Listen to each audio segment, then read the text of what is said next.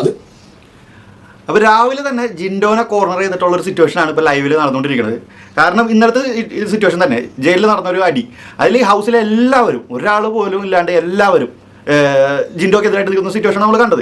ആകെ അവിടെ ഇത്തിരിയെങ്കിലും സംസാരിച്ചത് നന്ദനാണ്. നന്ദനയും പക്ഷേ ഈസി ആയിട്ട് മാനിപ്പുലേറ്റ് ചെയ്യാൻ പറ്റുന്ന ഒരു ക്യാരക്ടറാണ് നന്ദന. അവിടെ നടന്നൊരു റോങ് ആയിട്ടുള്ളൊരു സംഭവം കണ്ടപ്പോൾ പൊട്ടിത്തെറിച്ചെങ്കിലും പിന്നീട് ഹൗസിലുള്ള ബാക്കിയുള്ളവരുടെ ഇൻഫ്ലുവൻസിൽ നന്ദനയും കോൺസെപ്റ്റ് മാറ്റി. അതുകൊണ്ട് ഈ നന്ദന എന്ന് പറഞ്ഞ ഒരാൾ സ്ഥിരമായിട്ട് ഒരു നിലപാടിൽ നിൽക്കില്ല, എപ്പോഴും മാറിക്കൊണ്ടിരിക്കും.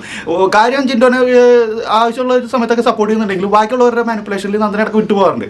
അപ്പോൾ അതുകൊണ്ട് നന്ദനയുടെ ഒരു സപ്പോർട്ടിനെ ഒരു സപ്പോർട്ടായിട്ട് കാണാൻ പറ്റില്ല. അതുകൊണ്ട് തന്നെ ഹൗസിലെ കംപ്ലീറ്റ് ആളുകളും ഒരാൾ പോലും ഇല്ലാണ്ട് എല്ലാവരും ജിൻഡോക്കെതിരായിട്ട് നിൽക്കുന്നതാണ്. അത് തന്നെയാണ് സത്യം പറഞ്ഞാൽ ജിൻഡോന് വേണ്ടത്. സത്യം പറഞ്ഞാൽ ഈ ഒരു ബിഗ് ബോസ് എന്ന് പറഞ്ഞൊരു പ്ലാറ്റ്ഫോമിൽ ഒറ്റയ്ക്ക് നിൽക്കുന്നവരെ ജയിക്കുള്ളൂ. അല്ലാണ്ട് ഒരാളെ കൂട്ടം കൂടി ആക്രമിക്കുക എന്ന് പറഞ്ഞു കഴിഞ്ഞാൽ വളരെ മോശമായിട്ടുള്ളൊരു കാര്യമാണ്. ഈ പുറത്തുനിന്ന് ഇത്രയും സപ്പോർട്ട് കൂടി അകത്തോട്ട് കയറിപ്പോയ സിജോയുടെ ഇന്നലത്തെ ഒരു സംസാരം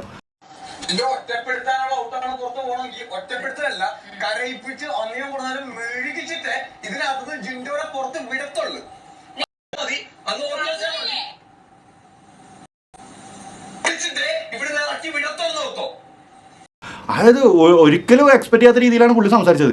അതായത് എന്തൊക്കെയാണ് പുള്ളി അതിൻ്റെ അകത്ത് പറയുന്നത്. അതായത് ബാക്കിയുള്ളവരെല്ലാവരും കിടന്ന് ജിൻഡോനെ അടിച്ചിട്ടിരിക്കുന്ന സിറ്റുവേഷനിൽ പുള്ളി ഒരു സ്പേസ് ഉണ്ടാക്കാനായിട്ട് അതിൻ്റെ അകത്ത് കയറി ചെന്നിട്ട് കാണിച്ചു കൂട്ടിയ കാര്യങ്ങൾ പോലെ തോന്നി. പക്ഷെ കയ്യിൽ നിന്ന് പോയി. പുള്ളിയെ കാലം വലിച്ച് താഴെ ഇടുമെന്നൊക്കെ പറഞ്ഞ് ചെയ്യുന്നത്. അതായത് ഫിസിക്കൽ അസോൾട്ടിൻ്റെ പേരിൽ പുറത്ത് പോയി ഇത്ര അനുഭവിച്ച് വന്ന ഒരാളുടെ വായെന്ന് പറഞ്ഞൊരു കാര്യമുണ്ട്. ജിൻഡോനെ കാലം വലിച്ച് താഴോട്ട് ഇടുമെന്ന്.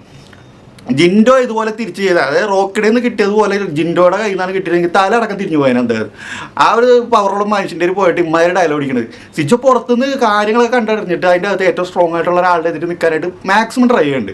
അതല്ലെങ്കിൽ ജിൻഡോ ഇത്രയും സപ്പോർട്ടുള്ള കാര്യം സിജോ അറിഞ്ഞിട്ടില്ല. എന്താണെന്ന് എനിക്ക് മനസ്സിലായില്ല. സിജോൻ്റെ ഭാഗത്തു നിന്നുള്ള ആ ഒരു സംസാരം ഒരു രീതിയിലും കണക്റ്റ് ആവാത്ത രീതിയിലുള്ള സംസാരം വരുന്നില്ല. അപ്പോൾ രാവിലെ തന്നെ നടക്കുന്ന കാര്യം എന്ന് പറഞ്ഞാൽ ഹൗസിലെ എല്ലാവരുടെയും കിളിവാർന്നൊരു സംഭവമായിരുന്നു. അതായത് ജിൻഡോനെയും ജാസ്മിനെയും ജയിലിൽ നിന്ന് മോചിപ്പിക്കാമെന്ന്. കാരണം എന്താണെന്ന് വെച്ചാൽ ഇവർക്ക് പണിഷ്മെൻ്റ് ആയിട്ട് കൊടുത്തത് ഹൗസിലെ എല്ലാവരുടെയും പെട്ടിയിൽ ഡ്രസ്സ് മടക്കി വെക്കുക എന്നുള്ളായിരുന്നു. അപ്പോൾ അത് ഈക്വലായിട്ട് ഡിവൈഡ് ചെയ്തിട്ട് കുറച്ച് പെട്ടി ജാസ്മിനും കുറച്ച് പെട്ടി ജിൻഡോയും കൂടി മടക്കാന്നുള്ള രീതിയിൽ ജാസ്മിനും ചെയ്യേണ്ട കാര്യങ്ങളെല്ലാം ഇന്നലെ ഉറങ്ങുന്നതിന് മുന്നേ ചെയ്ത് തീർത്തിട്ട് കിടന്നു. ജിൻഡോൻ്റെ 2 പെട്ടി ബാക്കിയുണ്ടായിരുന്നു. അത് ചെയ്യേണ്ടത് ജിൻഡോ രാവിലെ ചെയ്യാമെന്ന് പറഞ്ഞിട്ടുള്ള രീതിയിൽ കിടക്കണമായിരുന്നു. അപ്പോൾ ഇന്നലത്തെ ഇത്രയും വലിയ അടിയും കാര്യങ്ങളൊക്കെ നടന്നപ്പോൾ നമ്മുടെ സീക്രട്ട് ഏജൻറ്റ് സായി അർജുനൊക്കെ കൂടി പ്ലാൻ ചെയ്തു രാവിലെ പെട്ടി കൊടുക്കുന്നില്ല. അത് ബിഗ് ബോസ് ഹൗസിൽ പുതിയൊരു ടിസ്റ്റ് കൊണ്ടുവരികയാണ്, ഞങ്ങൾ പെട്ടി കൊടുക്കുന്നില്ല, അത്രയും നേരം കൂടി ജയിലിൽ കിടക്കട്ടെ എന്നുള്ളത്. അങ്ങനെ എല്ലാവരും ഓക്കെ ശരി അങ്ങനെ നമുക്ക് തകർക്കാന്നുള്ള രീതിയിലൊക്കെ പോയി ബിഗ് ബോസ് തന്നെ പിരിച്ചു വിട്ടു. ഇതിൻ്റെ പേരിൽ ഡിസ്കഷൻ വേണ്ട, എല്ലാവരും പോയി കിടന്നുറങ്ങുന്ന പറഞ്ഞിട്ടും രാത്രി എല്ലാവരും പറഞ്ഞു വിട്ടു. ഭയങ്കര ഡിസ്കഷൻ ആയിരുന്നു അതിൻ്റെ അത്. അപ്പോൾ ഇതൊക്കെ കഴിഞ്ഞപ്പോഴേക്കും രാവിലെ തന്നെ ബിഗ് ബോസ് അവിടെ ടിസ്റ്റ് ഇട്ട് അവരെ അങ്ങ് ജയിൽ മോചിപ്പിച്ചോളാൻ പറഞ്ഞു. എല്ലാവരും ശശിയായി പോയി. അതിൻ്റെ അകത്ത് കിടന്ന ജാസ്മിൻ അടക്കം ശശിയായി പോയി. കാരണം ഇങ്ങേരെ കൊണ്ട് രാവിലെ പെട്ടി അടപ്പിക്കുമ്പോൾ 4 ഡയലോഗ് അടിക്കാന്നുള്ള രീതിയിൽ ഇരിക്കുന്ന എല്ലാവരും ടിസ്റ്റ് കൊണ്ടുവന്നിട്ട് അയാളെ കുറച്ചു നേരം കൂടി ജയിലിലിടാന്നൊക്കെയുള്ള പ്ലാനായിരുന്നു. ആ സമയത്താണ് ബിഗ് ബോസ് ഈ ഒരു പരിപാടി ഇറക്കി കൊടുത്തത്. അത് ജാസ്മിനും അതിൻ്റെ അകത്ത് ജയിലിൽ കിടന്നിട്ട് അതെന്താ ഞങ്ങൾ വർക്ക് ചെയ്ത് തീർത്തിട്ട് ഇറങ്ങിക്കോളാന്നൊക്കെ പറഞ്ഞു. ശ്രീതും ജയിൽ തുറക്കാനായിട്ട് മടിയായിട്ട് ബിഗ് ബോസിനോട് പോയി ചോദിക്കട്ടായിരുന്നു. പിന്നെ അവിടെ സായനെ പറഞ്ഞു അത് ബിഗ് ബോസ് പറഞ്ഞ് പുറന്നു വിടുക, പിന്നെ ഇതിനാണ് അവിടെ ഇരുത്തിയിട്ട് തുറന്നു വിടുമെന്ന് പറഞ്ഞു. അത് തന്നെ ഹൗസിലെ കംപ്ലീറ്റ് ആളുകളെ പൊളിഞ്ഞു. അപ്പോഴാണ് നമ്മുടെ കഥാനായകൻ ഗബ്രി ഉറക്കത്തിൽ നിന്നൊക്കെ എണീറ്റ് വന്നത്. പുള്ളി ഇത് ഇന്നലെ നടന്നത് ഒരു കാര്യം അറിഞ്ഞിട്ടില്ല.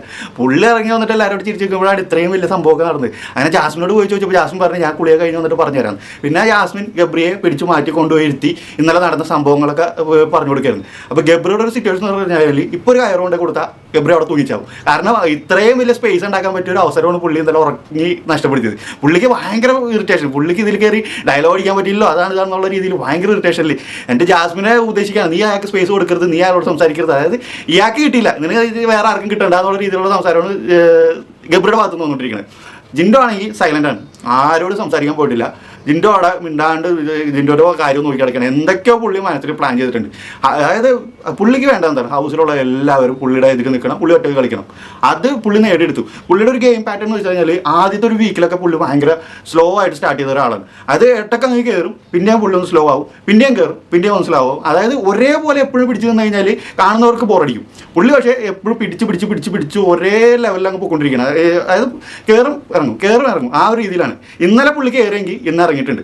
അപ്പോൾ ഇന്നലെ ഞാൻ ജാസ്മിൻ ജിൻഡോയെ അടിച്ചതിൻ്റെ പേരിൽ ഞാൻ ഒരു വീഡിയോ ചെയ്തപ്പോൾ ഒരുപാട് പേര് പറഞ്ഞിരുന്നു ശരണ്യയുടെ മുടി പിടിച്ച് വലിച്ചതൊക്കെ ഒരു വിഷയമല്ലേ, അതിനൊക്കെ അത്ര ഒന്നുമില്ലല്ലോ ഇത് എന്നൊക്കെ പറഞ്ഞു. അതിൻ്റെ ഒരു കാര്യം പറയുകയാണെങ്കിൽ അതൊരു ഫിസിക്കൽ ഗെയിമിനിടയിൽ നടന്നൊരു സംഭവം.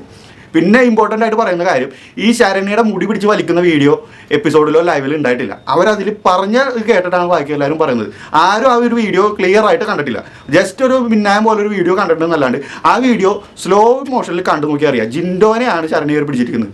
ജിൻഡോയുടെ കൈ ഫ്രണ്ടിലാണ്, ബാക്കിൽ നിന്ന് വന്നൊരു കൈയാണത്. അത് എനിക്ക് തോന്നിയത് ഒന്നില്ലെങ്കിൽ ഗബ്രിയാണ്. ഗബ്രിയുടെ കൈയാണ് പിടിച്ച് വലിച്ചിരിക്കുന്നത്. അത് ജിൻഡോന്റെ തലയിലോട്ട് ഇട്ട് കൊടുത്ത ഒരു ബുദ്ധി അവിടെ കളിച്ചാക്കുന്നത് ഗബ്രിയാണ്. അത് ലൈവിലും എപ്പിസോഡിലും കാണിക്കാത്തോളം കാലം അതിനെപ്പറ്റി നമുക്ക് പറയാൻ അവകാശമില്ല. പറയേണ്ടി വന്നാൽ തന്നെ അതൊരു ഫിസിക്കൽ ഗെയിമിൽ നടന്നൊരു കാര്യമാണ്. പക്ഷേ ജിൻഡോയെ ജാസ്മിൻ തല്ലിയത് പ്രൊവോക്കായിട്ട് ജയിലിൽ കിടന്ന് അവിടെ ഒരു ഗെയിം പോലെ ഒന്നുമല്ല, പ്രൊവോക്കായിട്ട് അടിച്ചതാണ്. അപ്പോൾ രണ്ടും എക്സ്ട്രീം ഡിഫറെൻ്റ് ആയിട്ടുള്ള കാര്യങ്ങളാണ്. അത് രണ്ടും ഒരു തരത്തിലും കമ്പയർ ചെയ്യാൻ പറ്റാത്ത കാര്യങ്ങൾ. ഇത് ക്ലിയർ ആയിട്ട് എപ്പിസോഡിൽ ലൈവിൽ കാണിച്ച കാര്യത്തെ പറ്റിയാണ് ഈ ഒരു കാര്യം ഞാൻ പറഞ്ഞത്. ജാസ്മിൻ കാണിച്ചത് ശരിയല്ല എന്നുള്ളത്. അപ്പോൾ എന്തായാലും ഇന്നത്തെ എപ്പിസോഡിൽ ലാലേട്ടൻ വന്നിട്ട് ഈ ഒരു കാര്യം ഏത് രീതിയിൽ ഹാൻഡിൽ ചെയ്യുമെന്നുള്ളത് ഭയങ്കര ക്രൂഷ്യലായിട്ടുള്ള മൊമെൻ്റാണ്. കാരണം ലാലേട്ടൻ കഴിഞ്ഞ് കുറേ എപ്പിസോഡുകളായിട്ട് അൺഎക്സ്പെക്റ്റഡ് ആയിട്ടുള്ള കാര്യങ്ങളാണ് നമുക്ക് തന്നുകൊണ്ടിരിക്കുന്നത്. ട്വിസ്റ്റുകൾ നമ്മൾ പ്രതീക്ഷിക്കുന്ന ആളുകളെ അടിച്ചമർത്തുകയും നമ്മൾ പണിഷ്മെൻറ്റ് കൊടുക്കുമെന്ന് വിചാരിക്കുന്ന ആളുകളൊക്കെ ബൂസ്റ്റ് ചെയ്യുന്ന സിറ്റുവേഷനിലൂടെയാണ് പോയിക്കൊണ്ടിരിക്കുന്നത്. അതുകൊണ്ട് ഏത് രീതിയിൽ ഇത് ലാലേട്ടൻ ഹാൻഡിൽ ചെയ്യുമെന്നുള്ള കാര്യം ഈ ലാലേട്ടൻ വന്നിട്ട് പറയുന്ന പല കോൺസെപ്റ്റിലും ന്യായവും അന്യായവും ഇല്ലാത്ത രീതിയിലാണ് ലാലേട്ടൻ സംസാരിക്കാറ്.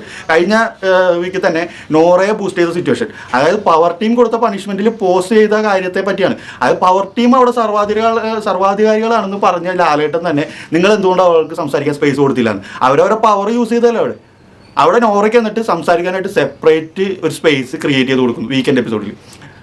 ജാസ്മിനെയും ഗബ്രിയെയും ബൂസ്റ്റ് ചെയ്യുന്നു. ഇതൊക്കെയാണ് കഴിഞ്ഞ വീക്കെൻഡ് എപ്പിസോഡിൽ നടന്നത്. അപ്പോൾ ആ ഒരു സിറ്റുവേഷനിൽ ആ ഒരു ലെവലിൽ തന്നെയാണ് ഇന്നത്തെ ഇതും കൂടി പോകാണെങ്കിൽ BB6 കാര്യം ഏകദേശം തീർന്നത്. കാരണം ജിൻഡോ എന്നുള്ളൊരു വ്യക്തിയുടെ പേരിലാണ് 80% ഈ ബിഗ് ബോസ് സീസൺ 6 ഓടിക്കൊണ്ടിരിക്കുന്നത്. അങ്ങേരെ പക്ഷേ തകർക്കണമെങ്കിൽ ലാലേട്ടനല്ല ആരും വിചാരിച്ചാൽ അയാൾ ഒരു ഒറ്റ മൈൻഡ് സെറ്റിൽ അതിനകത്ത് വന്നിട്ടുള്ളതാണ്. കളിക്കണം, ജയിക്കണം, കപ്പടിക്കണം. അയാളെ പുറത്താക്കണമെങ്കിൽ ഒരു ഫിസിക്കൽ അസോൾട്ടിലൂടെ അല്ലാണ്ട് വേറെ ഒരു രീതിയിലും അങ്ങനെ പുറത്താക്കാൻ പറ്റില്ല. അത്രയും സ്ട്രോങ് ആയിട്ടുള്ളൊരു പ്ലെയറാണ്.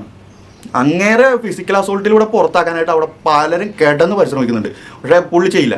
പുള്ളിയുടെ കയ്യിൽ നിന്ന് ഇതുപോലെ ഗെയിമിലൊക്കെ കിട്ടുന്ന കാര്യങ്ങൾ കയറി പിടിച്ച് വലിച്ച് നീട്ടാന്നല്ലാണ്ട് ഫിസിക്കൽ അസോൾട്ട് ചെയ്യാനാണെങ്കിൽ അതിൻ്റെ അകത്ത് ഒരു ഒറ്റെണ്ണത്തിനും പുള്ളിയുടെ മുന്നിൽ പിടിച്ച് നിൽക്കാൻ പറ്റില്ല. അത്രയും പവർഫുൾ ആയിട്ടുള്ള മനുഷ്യനാണ്. ഇന്നിപ്പോൾ എല്ലാവരും കൂടി കോർണർ ചെയ്യുന്നുണ്ട്. ഹൗസിലുള്ള ഒരാൾക്കും ഗെയിം അറിയില്ല എന്നുള്ളതിന് ഏറ്റവും വലിയ തെളിവാണ് ഇപ്പോൾ ലൈവിൽ നടന്നുകൊണ്ടിരിക്കുന്നത്. അതായത് അവർക്ക് കോമൺ സെൻസ് വെച്ച് ചിന്തിച്ചാൽ പോലും എല്ലാവരും കൂടി ഒരാളെ കോർണർ ചെയ്ത് കഴിഞ്ഞാൽ അയാളുടെ ഭാഗത്ത് തെറ്റുണ്ടോ ശരിയുണ്ടോ എന്ന് പ്രേക്ഷകർ ചിന്തിക്കില്ല. അയാളുടെ കൂടെ നിൽക്കാനേ ഒരു മെജോറിറ്റി ആയിട്ടുള്ള ഒരു പ്രേക്ഷകർ അതിൻ്റെ പുറകെ പോവുള്ളൂ. അതുപോലും ചിന്തിക്കാണ്ട് ഹൗസിൽ എല്ലാവരും പരസ്പരം തമ്മിത്തല്ലി കടന്ന ടീമുകളൊക്കെ ഒന്നിച്ചിട്ടുണ്ട് ജിൻഡോക്കെതിരായിട്ട്. അവിടെ ജയിച്ചതാരാണ്? ജിൻഡോ തന്നെയാണ്. എന്തായാലും ലാലേട്ടൻ വന്ന് കാര്യങ്ങൾ എങ്ങനെ ഡീൽ ചെയ്യുന്നു കേട്ടിട്ട് നമുക്ക് ബാക്കി സംസാരിക്കാം. അതുവരെ ബൈ.